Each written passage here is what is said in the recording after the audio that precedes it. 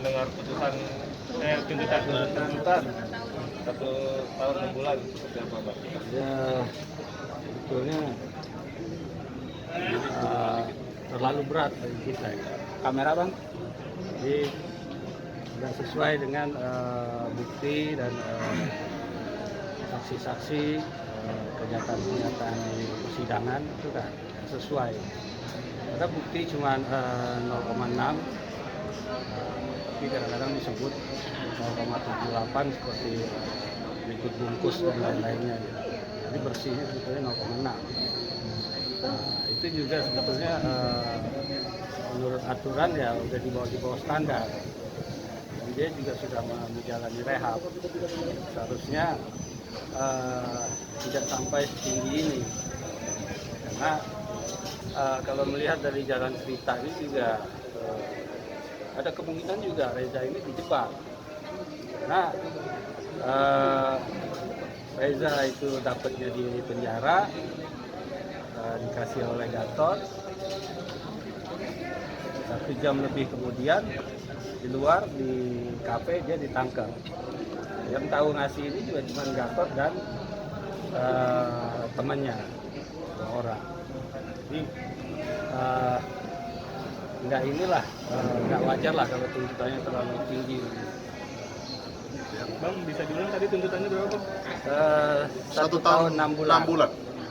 Dan juga seharusnya pengedar dan yang memberi juga ini harus diperkarakan juga.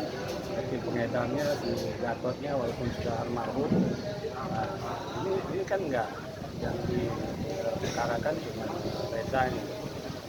Ini juga enggak adil lah menurut kita. Masih banyak lagi yang hal-hal yang enggak adil menurut kita, terlalu tinggi lah. Berarti keberatan ya Bang ya? Ya, kita keberatan. Ya intinya sangat keberatan dengan adanya putusan yang tadi jaksa penuntut membacakan. Kalau kita kembali ke undang-undang, tentu sebagai pengguna itu sudah jelas bahwa dia hanya direhabilitasi, bukan di penjara.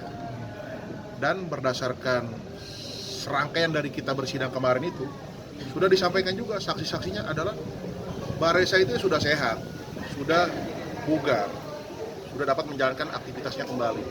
Dia ini pemakai. Lagi-lagi yang kita perlu tekankan selaku penasihat hukum dari Mbak Reza, dia adalah pemakai. Jadi kita kembali ke undang-undang. Lalu tadi yang seperti rekan saya bilang, tadi jaksanya menyimpulkan dan membacakan 0,78 gram.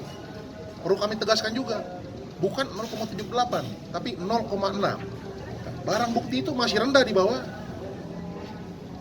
apabila dikatakan dia sebagai pengedar atau apapun, ya kan, walaupun memang pasal yang disahkan adalah dia sebagai pemakai, tapi lagi-lagi hak dia sebagai warga negara itu juga harus kita perjuangkan sesuai dengan undang-undang yang berlaku, ya kan. Kecuali memang dia ini pengedar, kelas kakap atau apa. Ini bukan perkara yang lagi-lagi selalu kita sampaikan kepada rekan-rekan pada saat minggu-minggu lalu itu, bahkan rekan-rekan juga tahu 3 minggu ini kan sudah ditunda. 3 kali jaksa menunda ini dengan tuntutan sebesar ini, ya. Tentunya lagi-lagi langkah kita ke depan adalah menyiapkan pledoi sebaik mungkin. Artinya pembelaan kita itu akan kita sangkakan juga terhadap tuntutan jaksa hari ini. Itu aja sih intinya. Bang, pledoinya itu berharap Reza nggak ditahan atau gimana nanti Bang? Bagaimana? Pledoinya itu berharap Reza nggak ditahan atau gimana? Ya, pastinya, Ya. pastinya kita minta dibebaskan. Semua itu kan balik lagi kepada pembuktian di persidangan dan saksi di persidangan. Hal memberatkan apa? Ya kalau ini semua ini musibah. Pengguna itu memang harus dilindungi dong, ya nggak? Bukan penggunanya, tapi narkobanya yang harus dicari, bandarnya, bukan pemakainya.